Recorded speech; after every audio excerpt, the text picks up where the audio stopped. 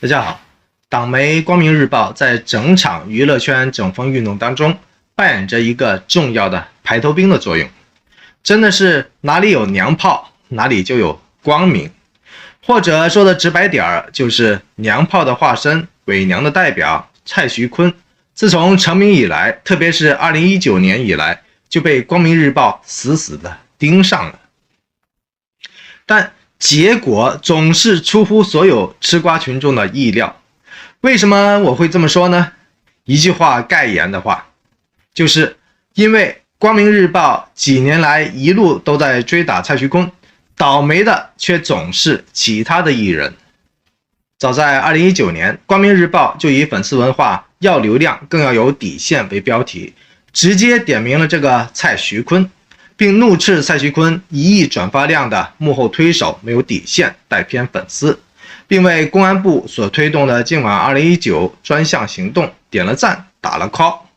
问题是，这种造假造流量的现象居然在后来愈演愈烈了，真的是奇哉怪也。跟着来到2021年的9月3号，光明日报再以粉丝控评就是一种网络暴力为标题，抨击了蔡徐坤贷款发歌的事件。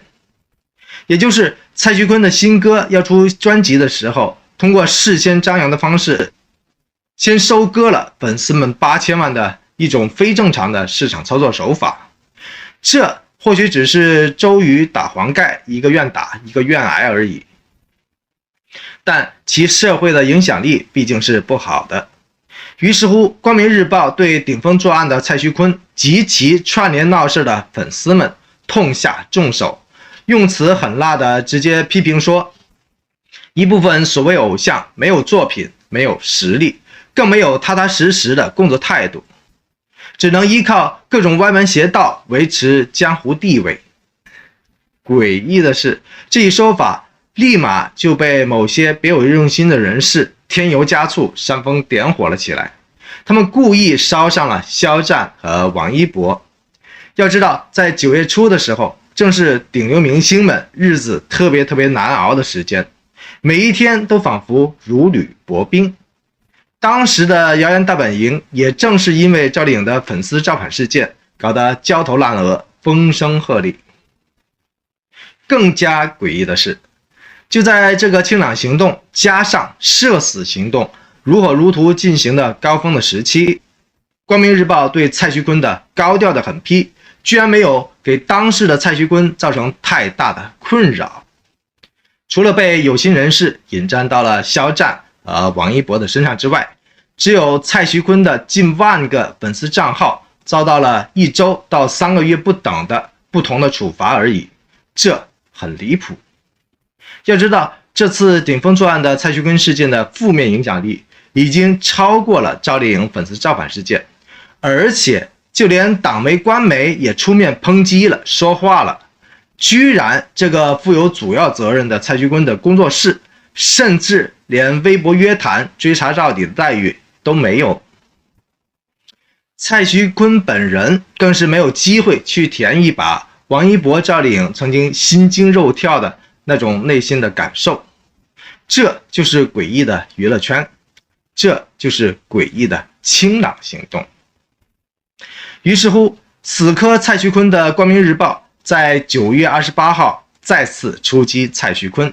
这次的标题是别让浓妆艳抹遮住艺术真实之美。其中的中心语句就是去掉异化标签，不是剃个头留个胡须就行了。这话说的非常的可乐，也非常的蔡徐坤。有兴趣的朋友可以回顾一下我之前谈到的蔡徐坤的视频。只是这篇批判性的文章很吊诡，里面的一句一些青年男艺人浓妆艳抹，脂粉气十足，一些女艺人脸上的浓妆完全遮盖了自己本来的面容。这句话不仅进一步的狂损了一顿娘炮，却也一刀切的把女艺人也拖下了水。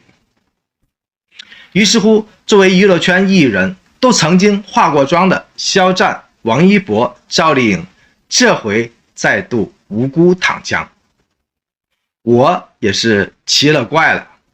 党媒《光明日报》一路都在追打惹事的蔡徐坤，为什么这个神奇的蔡徐坤每次都能毫发无损，昭告平安呢？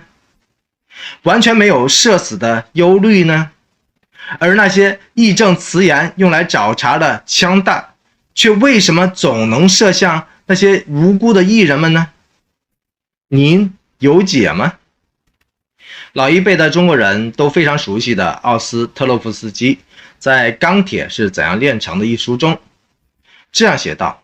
人的美并不在于外表、衣服和发饰，而在于它的本身，在于他的心。要是人没有心灵的美，我们常常会厌恶他漂亮的外表。我想把这句话改一改，也就是语言的美并不在于用词、文采和构思，而在于它的本身，在于它所表达的内容。要是语言成为了一刀切的工具，我们常常会厌恶它堂皇的堆砌。我这么改，您认同吗？